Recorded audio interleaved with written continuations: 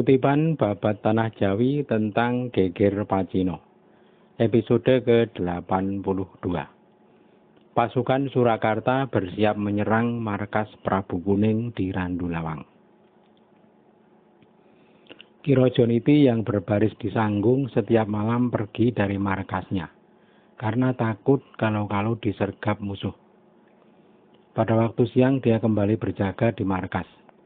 Kepergiannya di malam hari tak tentu tujuannya. Di tempat lain, orang Cina Mataram sudah mulai mengerahkan pasukan ke Kadresanan kembali. Mereka memperkuat barisan dengan tambahan pasukan dari Pagelen. Pemimpin mereka bernama Joyowinoto. Desa-desa sekitar Kadresanan sudah ditaklukkan. Koripan dan Kuel sudah dikuasai. Di Kartosuro, Raden Pringgoloyo sangat bersedih. Yang menjadi sebab kesedihannya adalah persoalan jatah makan untuk kompeni. Raden Pringgoloyo tak pernah putus mencari solusi bersama Komandan Nohendor. Pringgoloyo selalu mengeluhkan kerepotan dalam melayani makan para kompeni. Repotnya karena mereka tak punya kuli angkut satupun. Kalau tak ada juru angkut, bagaimana bisa pekerjaan di dapur lancar? Kapten Nohendor sendiri merasa sedikit malu karena lama tak menolong pasukan Jawa. Nohendor berkata, "Besok saya serang pasukan Cina di Kadresanan, lalu terus maju ke Mataram. Jangan sampai tanggung dalam melangkah, supaya cepat selesai. Namun saya dengar berita jalannya sangat sulit. Sebaiknya Anda mengirim utusan untuk memeriksa jalan yang akan dilalui pasukan kita. Carilah yang lebih mudah dilewati. Karena kabarnya jalan utama sudah diberi halangan dan dilubangi. Malah lubangnya dalam dan sangat sulit dilewati." Raden Pringgoloyo menyatakan sanggup. Setelah mencapai kata sepakat, keduanya berpisah dan kembali ke pondokan masing-masing. Sementara itu di barisan Sanggung, Ki Rajaniti menderita sakit. Oleh sang raja, Rajaniti diizinkan pulang ke Kartosuro. Tak lama sampai di Kartosuro, Rajaniti meninggal dunia. Anaknya yang bernama Suromenggolo kemudian menggantikan kedudukannya di markas Sanggung. Sudah diangkat sebagai Tumenggung dan mengambil nama ayahnya, Tumenggung Rajaniti. Beberapa waktu kemudian Rajaniti di Sanggung kedatangan utusan dari Kadresanan yang mengutus Si Kartileksono dan Ki Wongsonagoro. Adapun si utusan bernama kecil Saju. Si utusan datang membawa surat. Oleh Rajaniti kemudian diantarkan kepada Raden Pringgoloyo. Setelah diperiksa, isi suratnya menyatakan bahwa kedua petinggi tersebut ingin menyerah kepada sang raja dan tunduk kepada kompeni. Bila telah diizinkan, mereka segera menyeberang. Oleh Pringgoloyo, utusan dibawa masuk ke loji dan diserahkan kepada Kapten Nohendor. Kapten sangat gembira. Pringgoloyo juga melaporkan kerepotan di jalan utama Sanggung ke barat yang banyak dipenuhi pasukan musuh, sehingga kedua orang yang akan menyerah perlu diamankan. Berkata Kapten Nohendor kepada si utusan, "Engkau pulanglah dulu. Pastikan keinginan Ki Wongsonagoro dan Ki Kartileksono. Kalau benar-benar ingin mengabdi kepada sang raja, tentukan waktunya kapan akan berangkat, supaya saya mendapat kepastian untuk menjemput ke Kadresanan." Pringgoloyo juga berpesan, "Katakan kepada Wongsonagoro dan Kartileksono, kalau sungguh-sungguh hendak mengabdi kepada sang raja, bawalah serta kabar mengenai musuh." Utusan segera kembali ke Kadresanan. Para punggawa yang berkumpul di loji pun kembali ke rumah masing-masing. 2 hari kemudian si utusan kembali datang. Yang dituju adalah kediaman Raden Pringgoloyo. Oleh Pringgoloyo, si utusan dibawa ke loji dan diperiksa. Si utusan berkata, "Kalau Tuan izinkan, besok pagi Ki Wongsonagoro dan Ki Kartileksono akan berangkat dari Kadresanan. Keduanya khawatir kalau rencananya keburu terdengar oleh orang Mataram."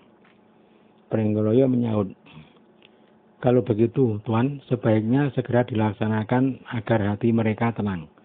Besok pagi Tuan kirimlah pasukan untuk menjemput. Kalau Tuan setuju, segeralah melapor kepada sang raja. Komandan Hohendorp lalu mengirim pesan kepada Ki Tohjoyo dan Norodirjo agar dimintakan waktu menghadap kepada sang raja. Tohjoyo segera masuk ke istana untuk melapor.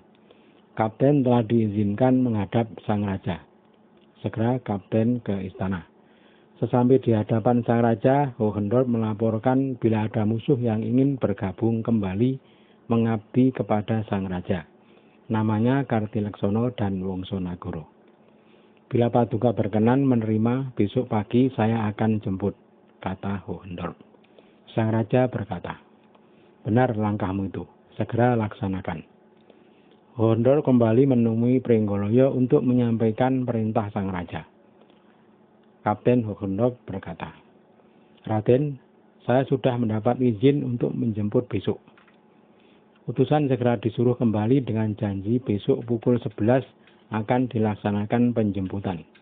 Ki Wongsonagoro dan Ki Kartileksono diminta keluar dari benteng pada jam tersebut. Tempat yang akan dipakai bertemu adalah selatan Karecek. Setelah pesanan selesai, si utusan melesat kembali ke Kadresanan. Hari berikutnya pasukan penjemput sudah bersiap berangkat. Pukul 11 sudah menunggu di selatan Karecek. Ki Wongsonagoro dan Ki Kartileksono sudah mendapat pesan melalui utusan. Bersama anak Ki Wongsonagoro yang bernama Sajung, mereka keluar dari benteng. Si Sajung berangkat lebih dulu dan telah bertemu pasukan penjemput.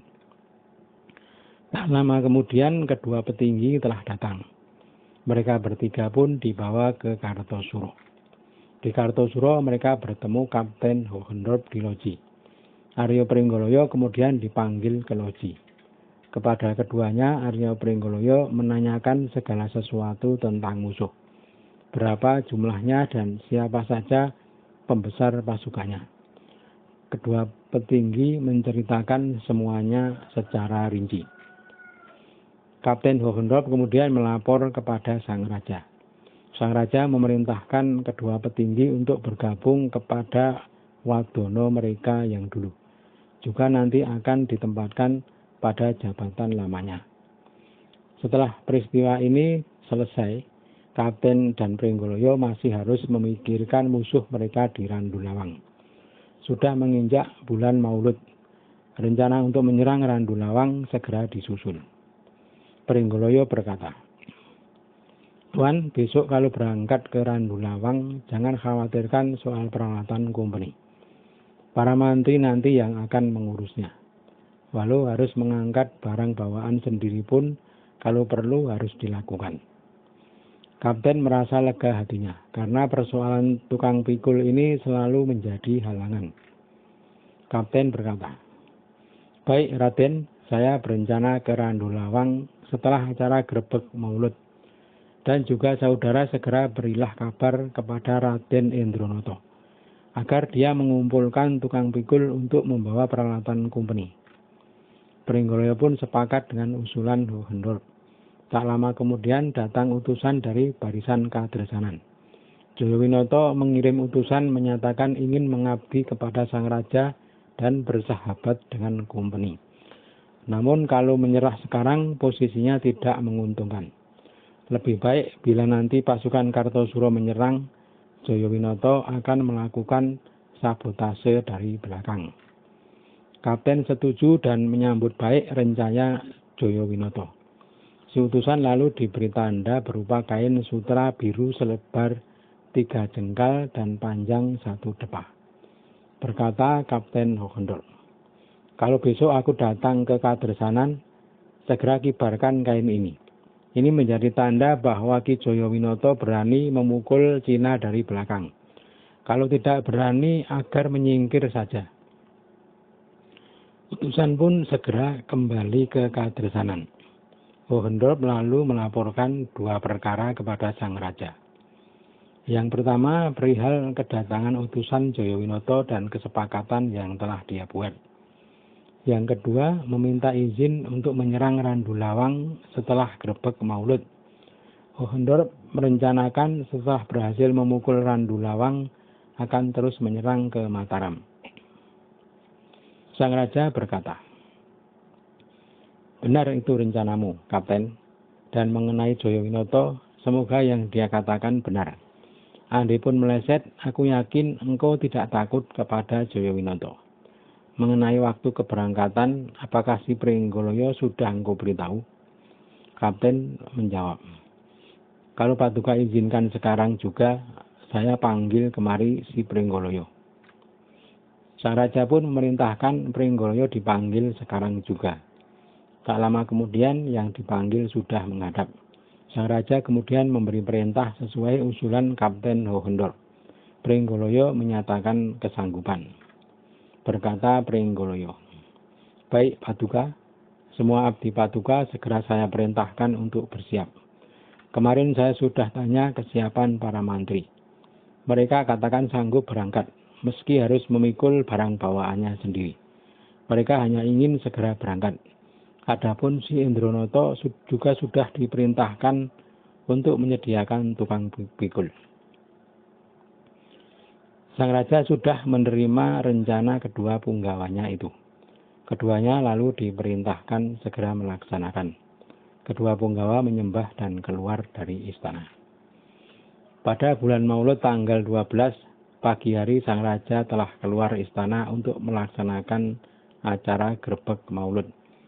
Sang raja bertakhta di Sitinggil, di hadapan para punggawa lengkap yang berjajar-jajar. Segenap serdadu kompeni turut hadir. Para prajurit berbaris di alun-alun dengan menggelar senjata lengkap. Meriam pun disiagakan. Tidak lama kemudian gunungan telah keluar dari Puri. Pasukan kompeni menandai keluarnya gunungan dengan tembakan senapan. Meriam kemudian dibunyikan 1 kali. Setelah tembakan lagi sebanyak 3 kali, meriam berdentum sebanyak 17 kali. Pasukan Jawa menyambung dengan berontongan senapan. Setelah itu sang raja turun dari Sitinggil dan menggelar pertunjukan tayub di bangsal Pangapit. Para upsir pun bersuka-suka sampai mabuk. Ketika mabuk, bicaranya mengumbar kesanggupan. Ada yang ingin segera berperang melawan pasukan Cina. Ada yang mengatakan tak takut perang. Dan banyak lagi yang dikatakan orang mabuk. Semau-maunya sendirilah. Sang raja sangat gembira karena melihat para abdi menikmati pertunjukan. Juga terlihat mereka menyatakan kesanggupannya masing-masing. Sang raja kemudian memberi perintah kepada Aryo Pringgoloyo untuk segera menyiapkan pasukan. Berkata sang raja, engkau umumkan kepada para pasukan bahwa kita akan berangkat hari Selasa. Pringgoloyo segera mengumumkan kepada para wadono dan mantri serta para kaliwon bahwa pada hari Selasa akan berangkat memukul Randu Lawang. Segenap mantri menyatakan siap. Sang raja lalu masuk ke Puri. Acara pertunjukan dan grebek Maulud selesai. Para upsir kembali ke loji dan para punggawa pulang ke rumah masing-masing. Sementara itu di Randu Lawang, seorang prajurit sandi datang mengabarkan bahwa pasukan Kompeni dan Kartosuro akan segera menyerang.